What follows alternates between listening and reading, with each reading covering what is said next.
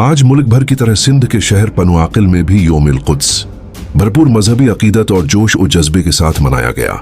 इस मौके पर शहर की फजा लब्बीक या अक्सा के नारों से गूंज उठी। पनुआकिल की सड़कों पर आज शहरियों का एक समंदर उमड़ आया, जहां मुख्तलिफ मुकातिब फिक्र से ताल्लुक रखने वाले हजारों अफराद ने शिरकत की। मज़ाहिरीन ने बीनर्स और कतबे उठा रखे थे, जिन पर इसराइल और अमेरिका की जारहियत के खिलाफ सख्त नारे दर्ज थे। शहरियों का गुस्सा इस वक्त दीदनी था जब उन्होंने ईरान पर मुसल्लत करदा जंग और खुते में बढ़ती हुई कशीदगी के खिलाफ दुहाई दी।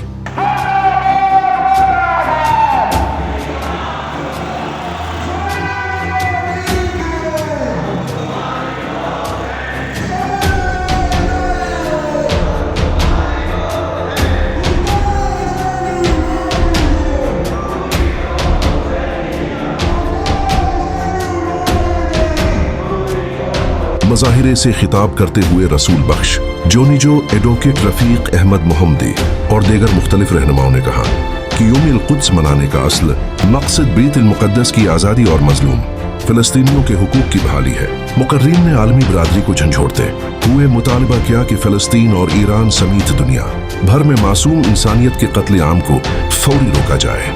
उनका कहना था कि अब वक्त आ गया है कि दुनिया जालिम के खिलाफ मुत्तहिद होकर खड़ी हो और मजलूमों का साथ दे। मासूम इंसानों का खून बहाना बंद किया जाए और इंसानी हुकूक की पामालियों पर खामोशी तोड़ी जाए।